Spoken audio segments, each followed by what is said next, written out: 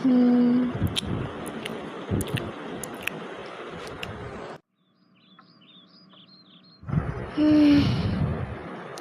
بھوک لگی ہے، کیا کھاؤں؟ ویسے کچھ چٹپٹا کھانے کو دل کر رہا ہے۔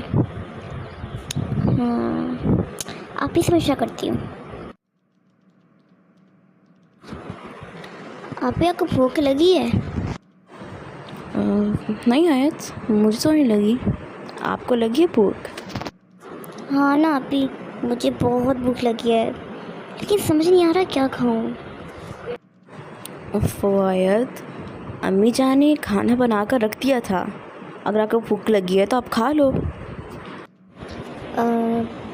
جی آپ ہی، پر میرا نا کھانا کھانے کو دل نہیں کر رہا، پر کچھ چٹپٹا سا کھانے کو دل کر رہا ہے۔ تو آپ یہ کہیں نا کہ آپ کا چسکا لگانے کو دل کر رہا ہے۔ آپ ہی، میرا نا پاستا کھانے کا بہت دل کر رہا ہے، ہم واپس بات کریں؟ آیت، پر وہ تو ہم ابھی کھا کر آ رہے تھے نا۔ آپ بھی کل پرسوں بات کل پرسوں تک رہ گئی نا، میرا تو آج دل کر رہا ہے، میں تو کھاؤں گی۔ آیت، یہ چیزیں صحت کے لیے ٹھیک نہیں ہوتی، ان کی زیادہ تعداد انسان کو بہت خراب کر دیتی ہے، انسان کی اندرونی بھی انسان کے باہر بھی۔ پھر جو روز ڈاکٹر کے پاس جانا، دھکے کھانا، کیا فائدہ ان سب چیزوں کا؟ پھر انسان اپنی خواہشات پر تھوڑا کنٹرول ہی کر لے۔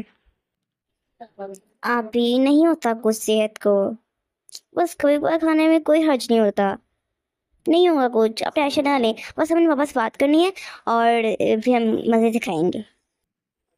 آیت، بہت بری بات ہے، آپ کی صحت کو کچھ نہیں ہوگا، آپ اس چیز کی ضمانت کیسے دے سکتی ہیں؟ انسان تو اس چیز کی بھی گارنٹی نہیں دے سکتا کہ اگلے چند گھنٹوں یا چند سیکنڈز میں وہ زندہ رہے گا کہ نہیں رہے گا۔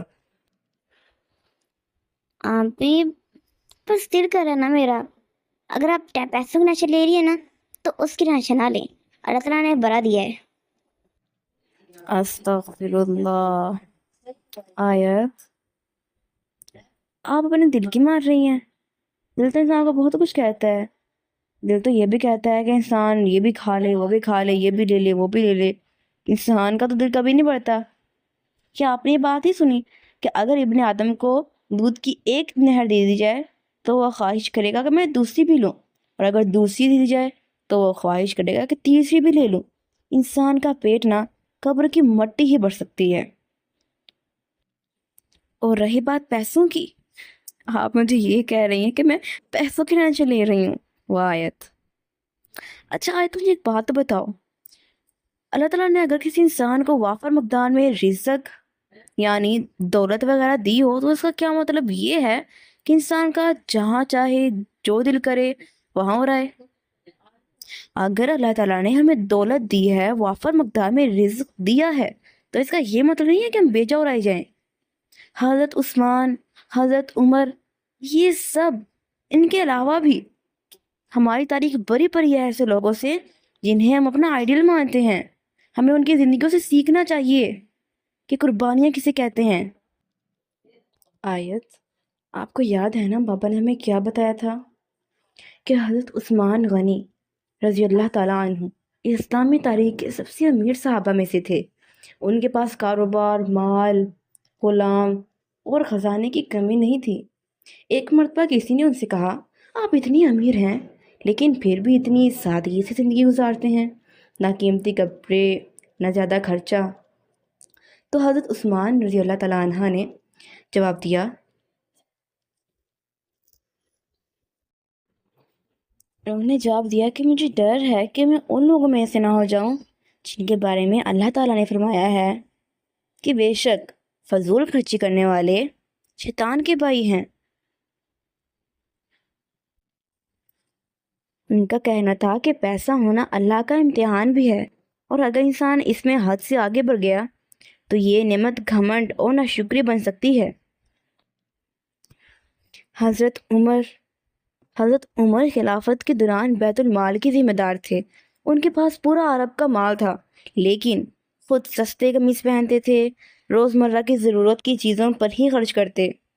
جب کسی نے ان سے کہا امیر المومنین آپ تو کچھ اچھا کھاتے بھی نہیں، تو حضرت عمر نے فرمایا اگر میں دنیا میں سب کچھ خرچ کر دوں تو آخرت میں کیا بچاؤں گا؟